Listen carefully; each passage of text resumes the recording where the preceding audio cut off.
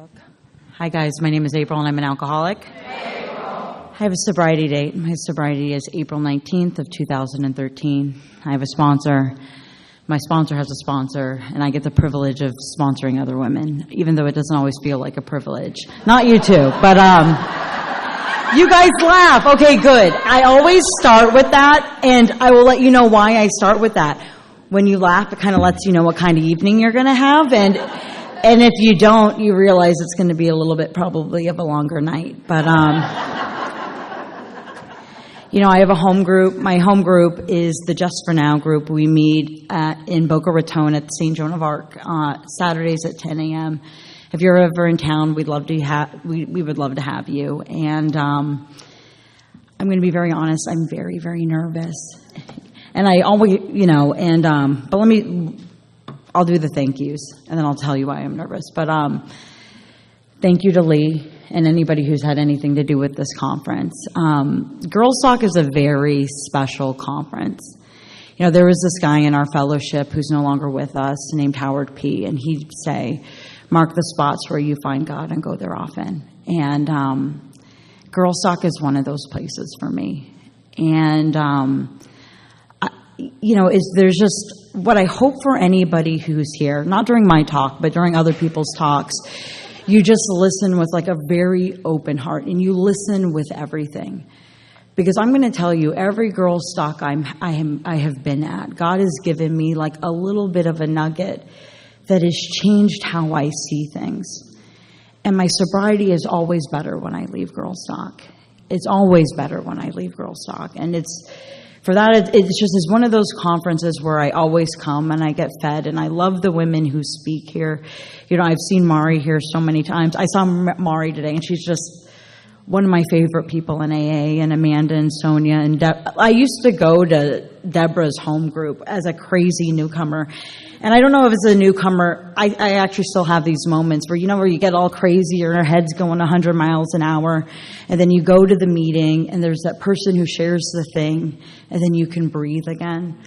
Like Deborah was one of those people. Whenever I'd go to a meeting when I was new, I knew I was going to breathe better after the meeting. And I just, I would look at her and I'd look at Steve, and I'd be like, well, maybe I can have like a marriage or something like that one day, and we're not there yet, but we're getting there. But for any of you who know my husband, that's funny. But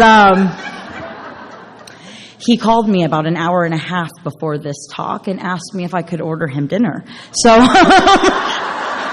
not quite there, but we're getting there. But and that's on tape, and I'm going to make sure he hears that. So you never pick a fight with somebody who has a microphone.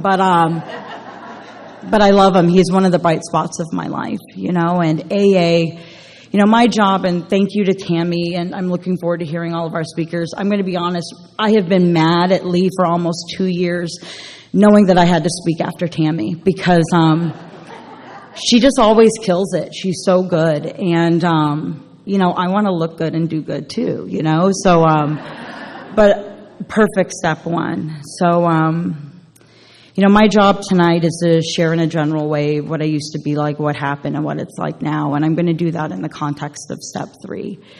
So I'm going to briefly qualify and convince you guys. It won't take much, but I will convince you that I was an alcoholic. I know I don't look like one, but and that's a homage to our friend Dave, who used to say that all the time. But my husband was like, "You can't tell that joke. It's not funny when you say it." I'll let him know you guys laughed, but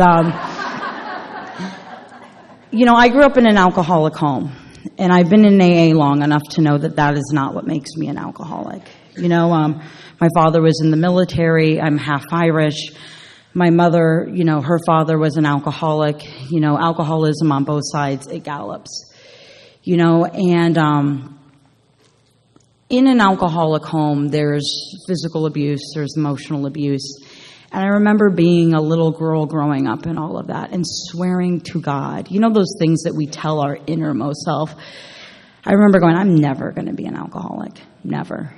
And because I would see the things that would happen, and I know that sometimes we say, like, this person was an alcoholic or that person was an alcoholic.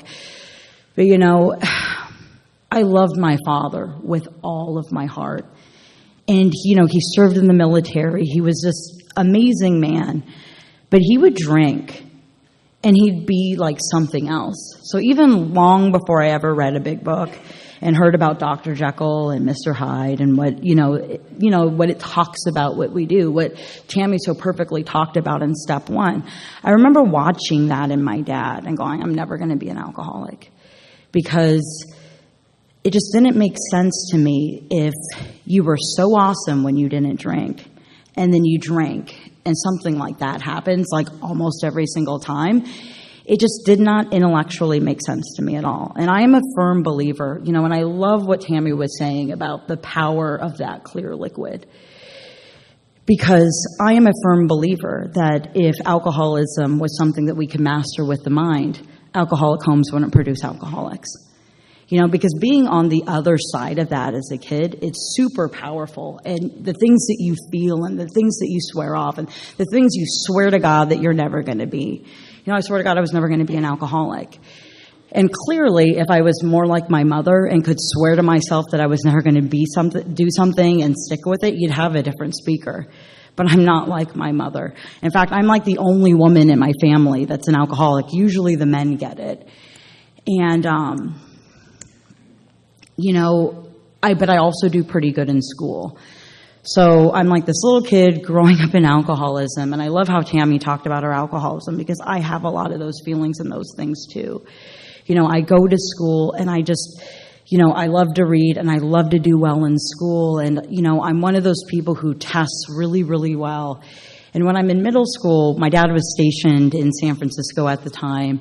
I'd done really well on one of these standardized tests, and they make you do this interview, and which is weird because I was such a, still, if you catch me in the halls and I come off weird and not right to you, I don't have any disease. I'm still just working it all out. My social skills are not the best. And, but somehow I do okay on this interview, and I get this scholarship to go to one of these really prestigious boarding schools, and, which is a big deal. When your dad's an infantryman in the Marine Corps, doesn't go to college, when your mom's an immigrant from the Philippines, to be able to go to a school like that, where I'm telling you that, the people who went to this school, they had tons of money. And, I go there because I do well in school.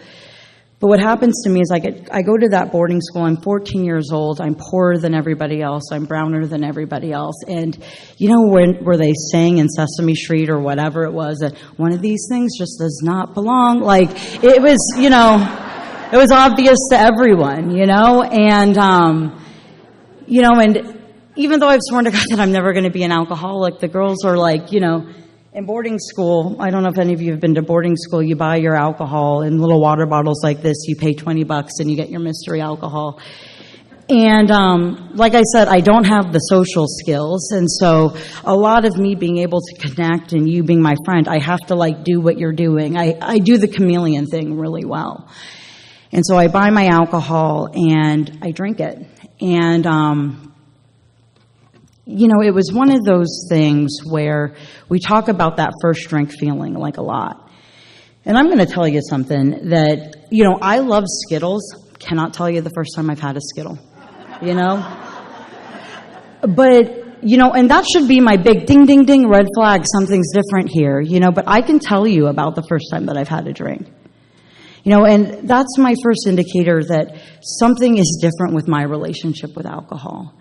And I remember getting that bottle, and like my sponsor says, instinctively knowing to chug it. And some of you have heard her talk, I see, and, and just the feelings that you get from that first drink. And there's, one of the things that I believe in AA is that I've come to have a relationship with this God, that words aren't sufficient. I'm going to be honest. That first sip feeling, words are not sufficient for me either, because I don't know about you guys, but when I drank for the first time, all of those holes inside of me, all of the cracks, all of that, I'm not as good as you, I'm not good enough, it all seems to go away when I have a drink. I all of a sudden feel confident in order to be able to do this thing called life, And I'm at this boarding school, and it's a big deal because naturally, I do have some issues with authority, but like I naturally like to follow rules. Like I like things to be in order. And I'm a person that when I know the rules and we talked about those varied traits. Here are some of my varied traits. But, I liked rules because if I could be the best at the rule, it was something that made me feel good.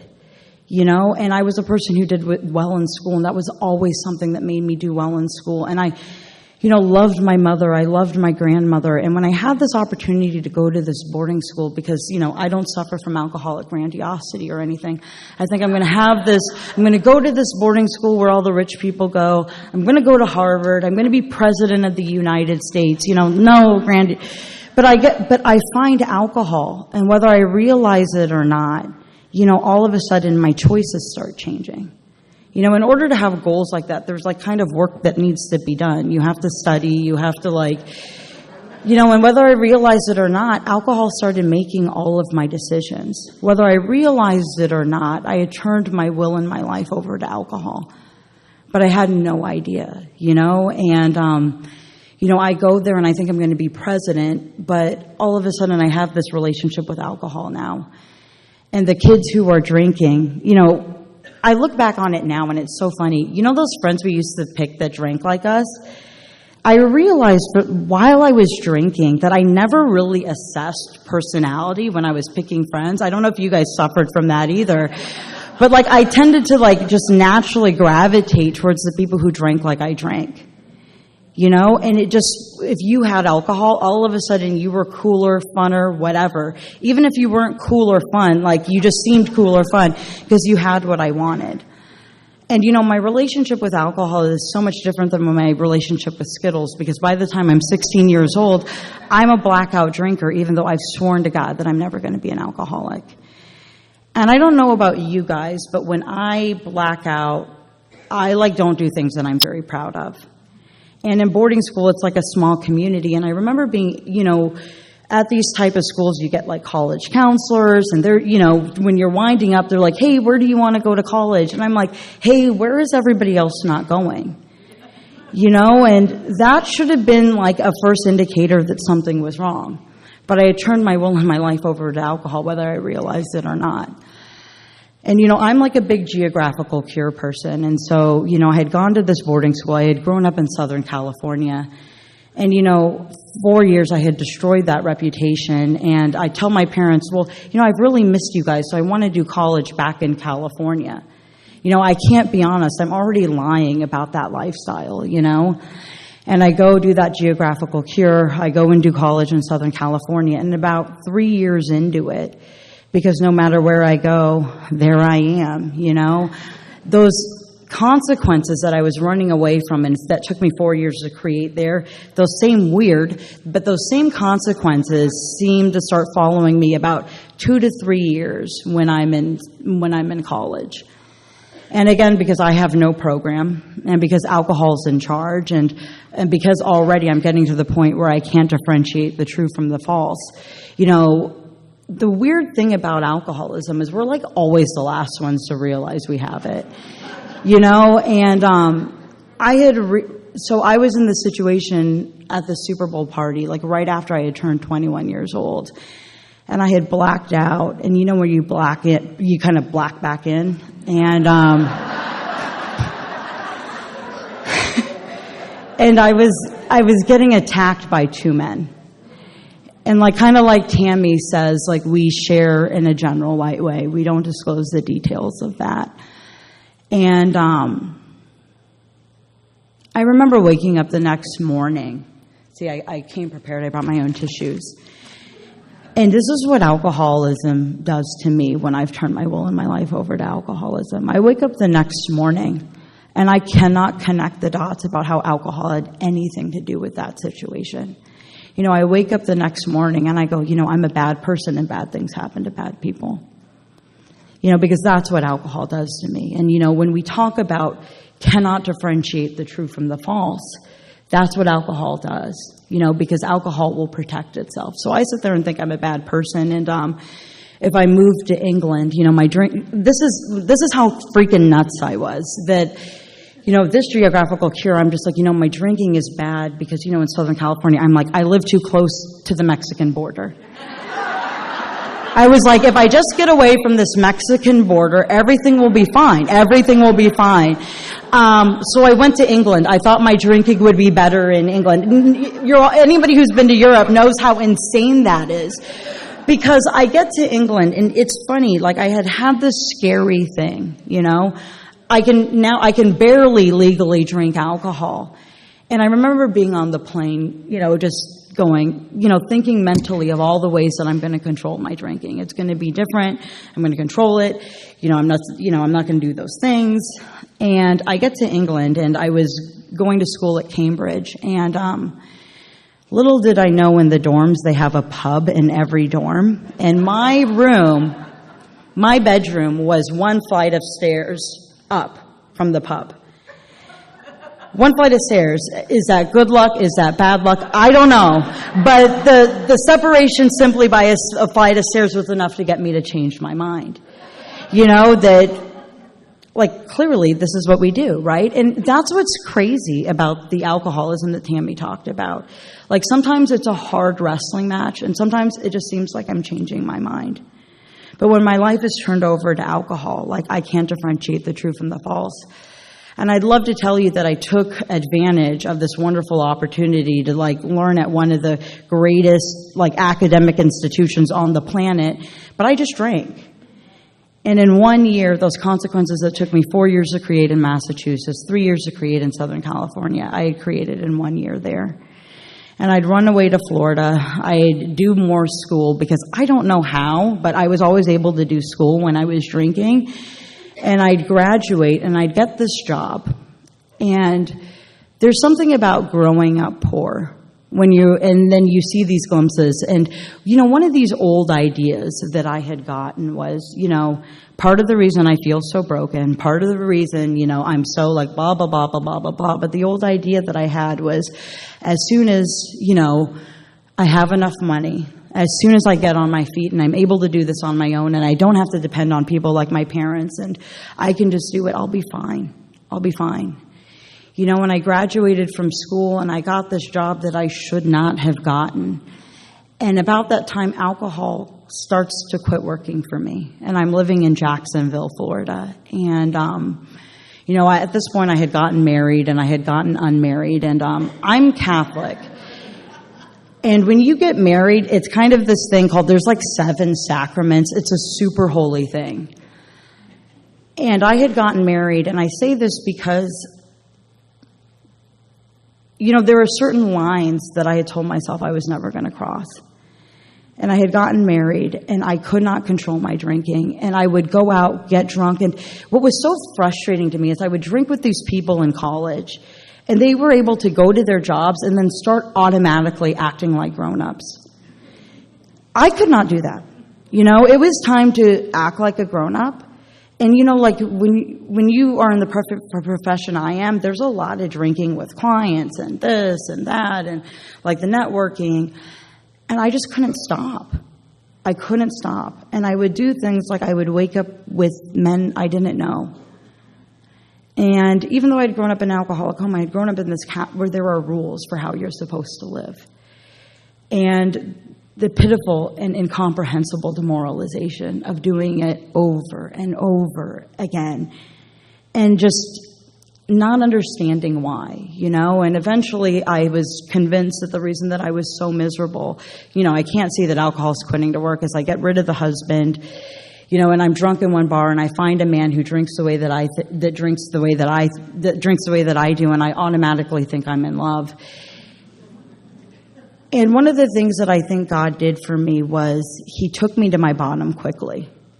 And that is the gift of I look back on that relationship, and, sometimes it takes people, because I'm like a person who really loves alcohol, and it takes them, I don't know, however many years, but for whatever that relationship, I burned my life to the ground with that relationship. And he ends up, in one blackout, I try to take my life in one blackout.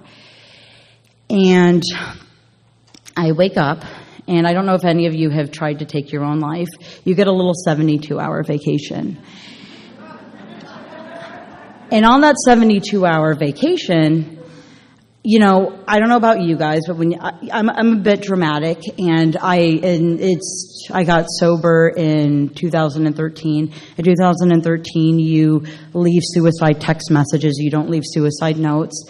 And that guy I was seeing at the time, his name was very similar to my boss's name. And so my boss got my little message.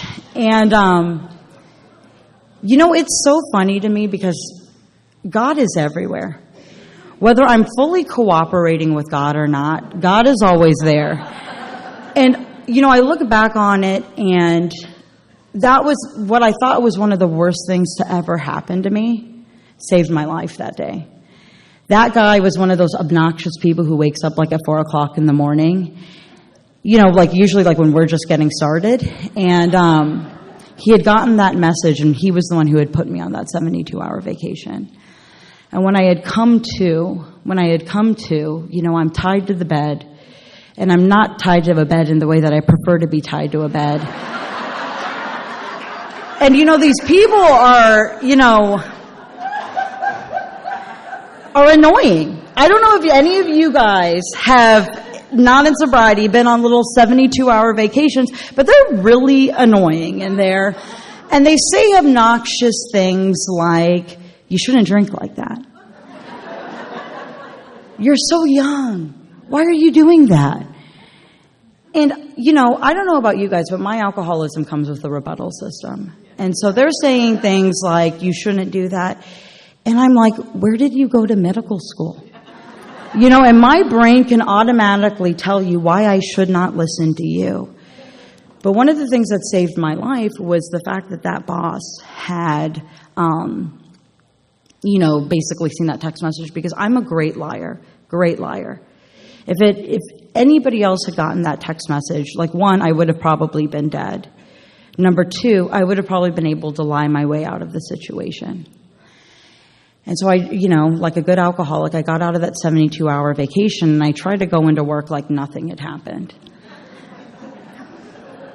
And, you know, I get called in with some of the partners, and they're like, you know, we really think you should go to treatment. And I go, no, thank you. And like I said, I got sober in Jacksonville, Florida, and they had told me, they were like, you know, we're Southern, we're polite. It's phrased like a request, but it's not a request. And this will make you laugh. That boss of mine, his name was Mr. Brown. So I will not get on the next step, but the next step is not mine, but we all know where that's going, right, Deborah? But, you know, Mr. Brown looks at me, and he's like, you know, you're going to treatment or you can't work here anymore. And I remember going back to my office. And, you know, it's so funny when your life is turned over to alcoholism, whether you realize it or not. You know, like, why am I debating this? This is one of the best jobs I've ever had in my life. You know, my family's not talking to me at this point anymore. You know, I'm divorced. You know, the only thing I really have left that's, you know, I can, like, lie about my appearances requires me to have this job. Otherwise, the jig is up. And at the time, one of the other partners was actually a member of Alcoholics Anonymous at the time. And, you know, I am thankful for the people, you know, sober for a long time, not sober for a long time, that follow the clear-cut directions of our literature. Because there's so many times in my own story that people following this saved my life. You know, those little forks in the road. And, you know, I'm defiant, and, you know, up until this point, anybody who's ever tried to get in the way of my drinking, they lose. The drink always freaking wins. And, you know, he's talking to me about his alcoholism. He's not preaching at me from the spiritual hilltop. You know, he's just talking to me, one alcoholic to another alcoholic. And he's talking to me about what alcoholism feels like. And he's talking to me about that, like, struggle of trying to take the outside stuff to fix the inside stuff and just never being satisfied. You know, whether it's you know, that funny thing, it's, you have the relationship, then you get the relationship, and you're like, I'm not it, you know, and then it's like the job, and then I'm not it either, you know, and it's always, like, we never, like, really wake up to the fact that maybe there's something in here that needs some fixing, right? And he started talking about turning his life over to AA and developing this relationship with God. And for the first time, feeling satisfied with his life. And I just remember going, well, what's that like? And it was enough of a window where he could throw my ass in the car and get me to treatment.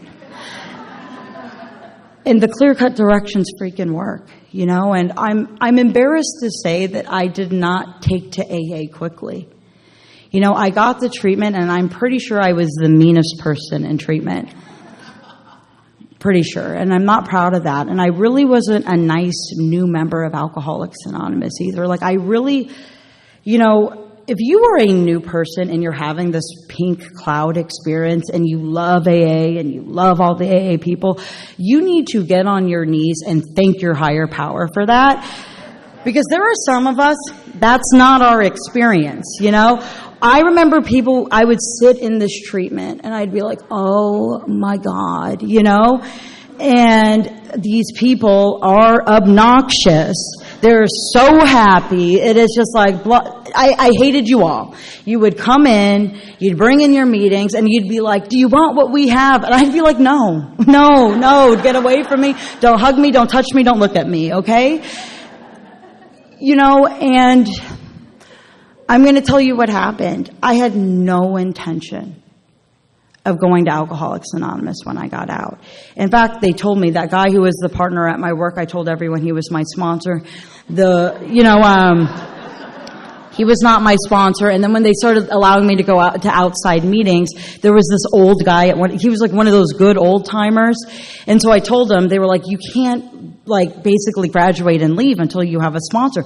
So I lied and said this old man was my sponsor. I didn't realize that you all know each other. And, they were like, you have to get like a real female sponsor.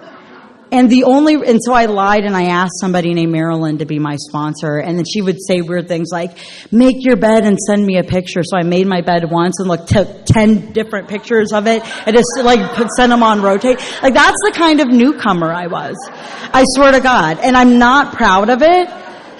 But if you are sitting in this room and you were like me, you can stay sober too, but just pay attention. When I was in treatment, that guy I was dating at the time got DUI number 5. He had to wear an ankle bracelet, and he was told that he had to go to meeting every single day or he was going to go to jail for 5 years. It's the only reason I went to a meeting every single day when I got out of treatment. And that's what I'm telling you, is that God is everywhere, whether we're paying attention or not. I have come to realize that God is everywhere, working himself to my favor. It works better when I'm awake to it, surrendered and cooperating. But there's still a big God out there. But what would happen, and I don't know about you guys, but I'm a real alcoholic. And I really struggled with admitting I was an alcoholic. There were some things that had happened to me as a kid. And when you guys talked about a loving God, I couldn't imagine there really being, I liked Catholic God, who was pretty in the mosaics and all that kind of stuff, and, just kind of the community of it. But when it came to having this personal relationship, and if I had to bet my life on whether or not he was there, it was hard for me to see that, because I had just had some of these experiences. And, I'm going to these meetings, listening to all of you guys, and I'm dating this guy.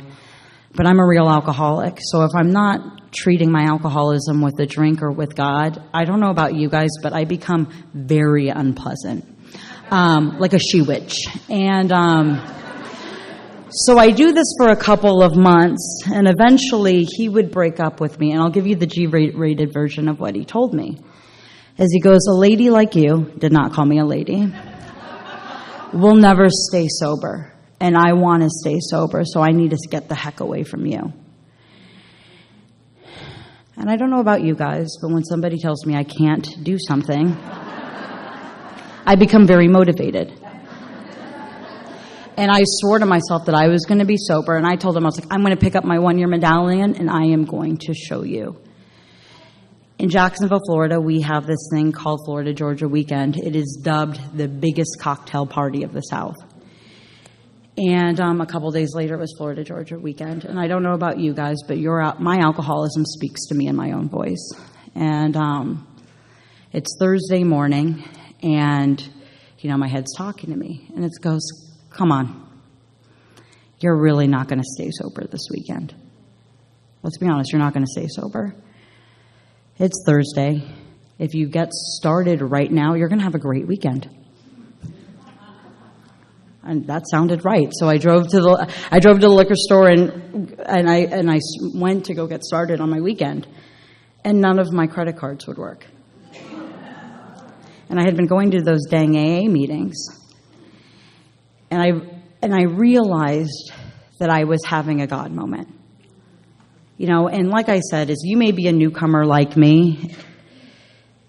Just do it. You don't have to like it. You just have to do it. A lot of step 3 is not about wanting to do it. It doesn't say we happily made a decision. We really felt like doing it, and there you go.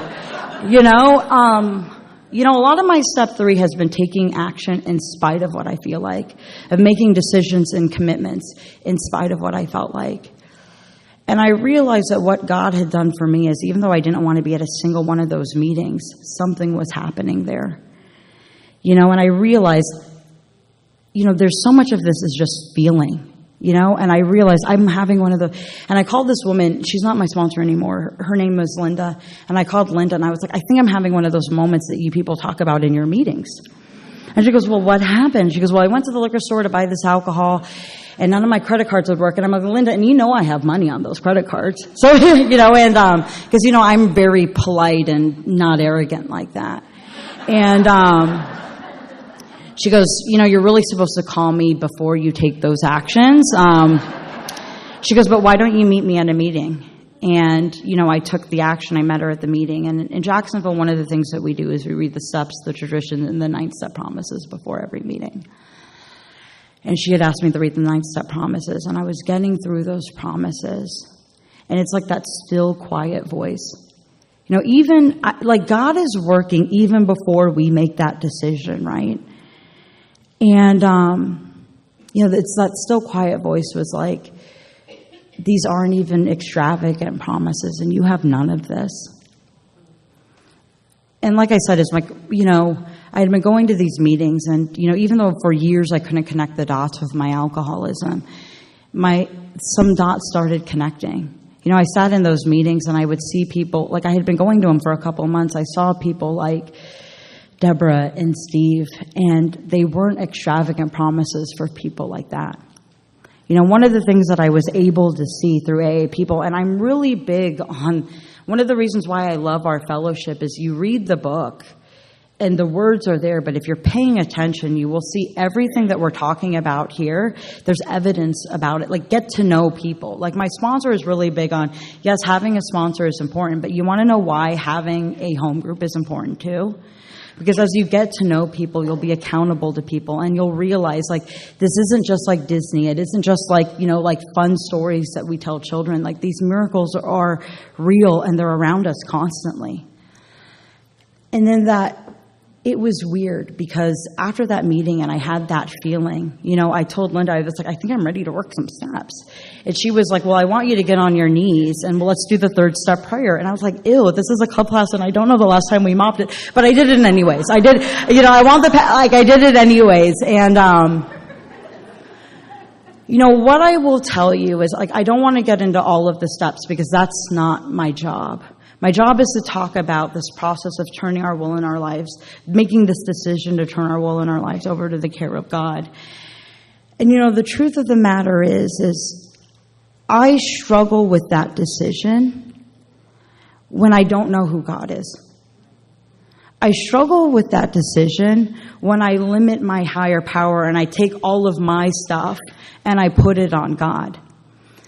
And one of the things that, I'm a firm believer in is that anytime I'm struggling with step 3, it's because there's this perspective issue in me. That I'm either playing God and need to get out of the way, or I need to make God bigger. Like I have to go, well, maybe I don't know you as good as I think you are. And my story in AA from day one to standing right here is always that. Every time I struggle with step 3, God needs to be bigger. And I first came to realize how big God could be through the fellowship of Alcoholics Anonymous. Like I said, I was listening to, I'm going to say Deborah and Steve have like 2 of my favorite stories, and I remember being a newcomer, just like love hearing it. Because, one of the things she does, well, I don't know if I should do it, but she like reads this story about her getting arrested, and then she's like, look, it's me, and she's so fabulous. She's so fabulous. And I remember just like watching people in AA, and one of the things that I believe is that if you pay attention to people's lives, the miracles of Alcoholics Anonymous are very, very loud and very, very obvious. I struggled in AA in the beginning of turning my will and my life over originally because I thought I knew how I wanted my life to be. I thought want to know why I didn't want to turn it over? Because I'm a freaking control freak, but, and you do inventory work, and, part of doing a successful step 3 is your willingness to launch into the rest of the steps, and I won't get into all of that, but what I will tell you in my process of the steps is I became willing to look at me. Part of the reading where we stopped, it says selfishness, self-centeredness, that is the root of all of my problems. And I'm going to tell you that first sponsor, Linda, I had, her first homework assignment to me was to read page 62 every single day for 30 days. And I was grossly offended. I remember reading it and going, she does not even know me. How can I work with somebody who assumes this about me? I was so offended. I'm going to tell you, maybe sponsorship, we should preface our assignments and explain them a little more before we give them out. I don't know. Maybe she did it right because I'm still standing here, but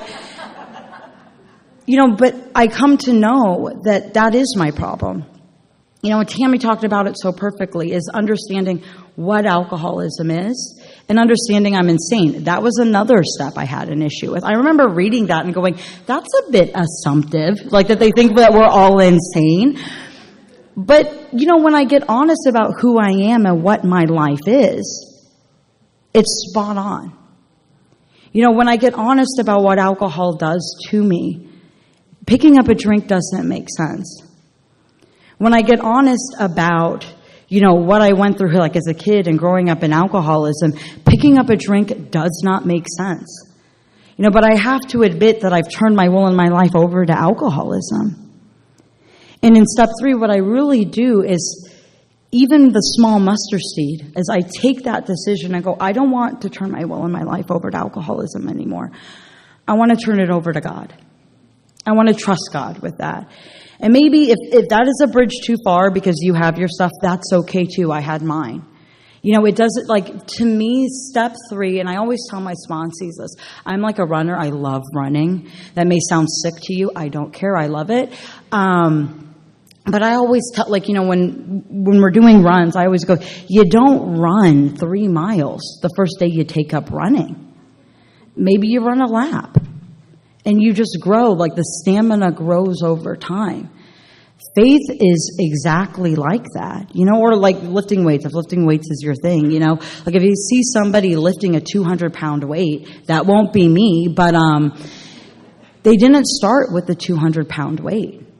They maybe started with the 5-pound weight or the 10-pound weight. You start where you're at.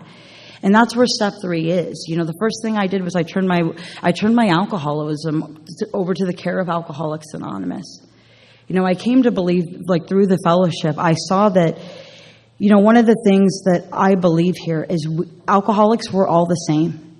The specifics of our stories may be a little bit different, but, we are all bonded in that web of alcoholism. And because our alcoholism is the same, our solution is the same too. That's why qualification is so important.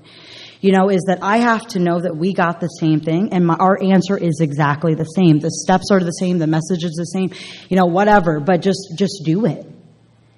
And what happened is that when I turned my will and my life over to the care of God, since I put my knees on, I haven't had a drink since. Making myself available to a sponsor and doing, I am still one of those neurotic people who I do not make a big decision without Masoon's help. I don't always listen to her the first time, but, and she will tell you that. I don't know how she, sponsors do it, but they're always right. In 11 years, she has always been right. Imagine that. But, the first thing I did was I turned my alcoholism over to God. And it's okay to start with that. If you want to give God everything on day one, great. Good for you. I was not capable of that. The first thing I turned over was my alcoholism. And then I trusted God, that faith built, and I was able to trust him with more and more. I was able to turn, other things over. So, I also quickly got into a relationship in Alcoholics Anonymous, and that guy I had dated, like I told you, he broke up with me, and I worked the steps with my sponsor, and one of the things that she had me do was write out a contract that I was not to date anyone for the first year. No one. And there were some things in that inventory, that first inventory, where that was probably a very good decision. And, but, my husband stepped off of the treatment van, and it was love at first sight. So, it wasn't the treatment van, but, but it was one of those things where, and this is what I will tell you, I've had to turn my will and my life over to the care of God. It's a daily thing. I've given my will and my life over to God, but there is work to be done on how good that decision is and the depth of where I go with that decision. And, I'm going to read the third step promises because I think that that's important. Because I think that there's so much fear. We talk about we limit God and we make God bigger and then just taking the right action in spite of how we feel. And on page 63, they talk about the promises right at the beginning. It says, when we sincerely took such a position, all sorts of remarkable things followed. We had a new employer, being all-powerful. He provided what we needed if we kept close to him and performed his work well.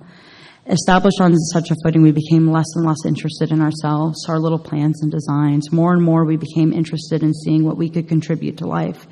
As we felt new power flow in, as we enjoyed peace of mind, as we discovered we could face life successfully, as we became conscious of his presence, we began to lose our fear of today, tomorrow, or hereafter. We were reborn.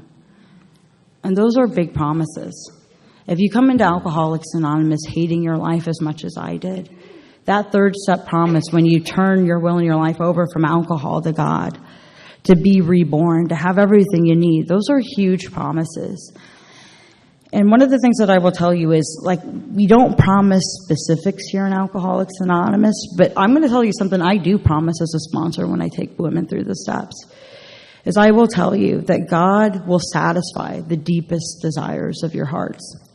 I don't know what the circumstances are, but one of the things I tell them, the way I know that the sun will rise tomorrow, I know that God will satisfy the deepest desires of your hearts.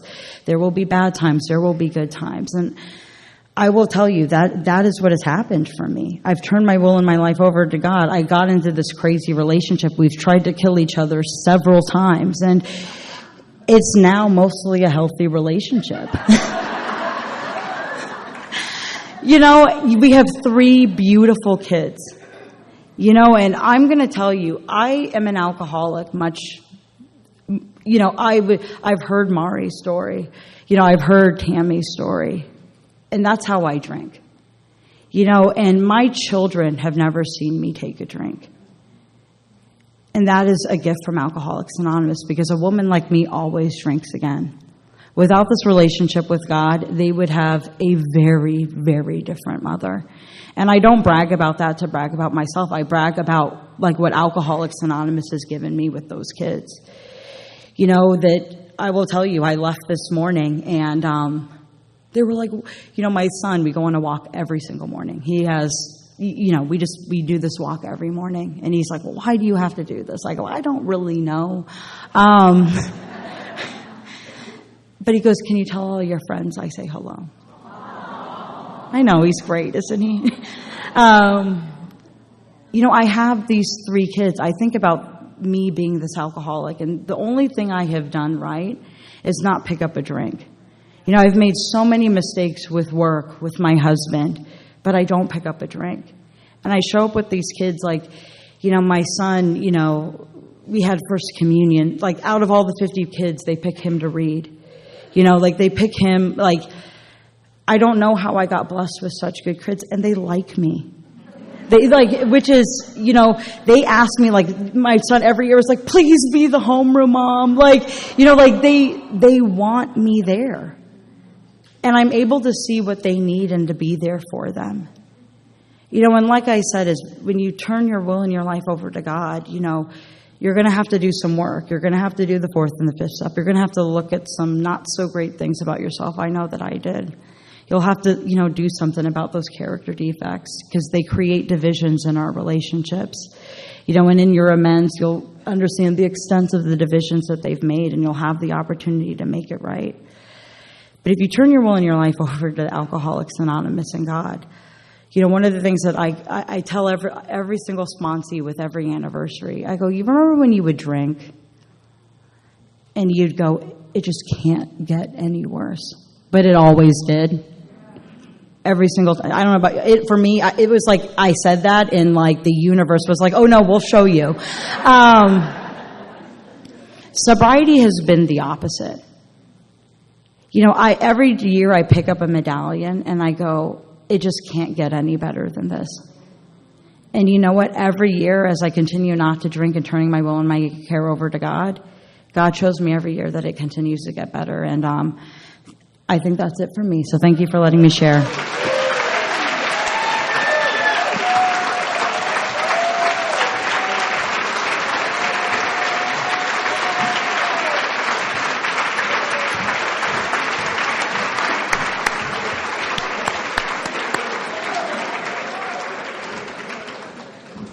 All right. Let's give April another round of applause. That was fabulous.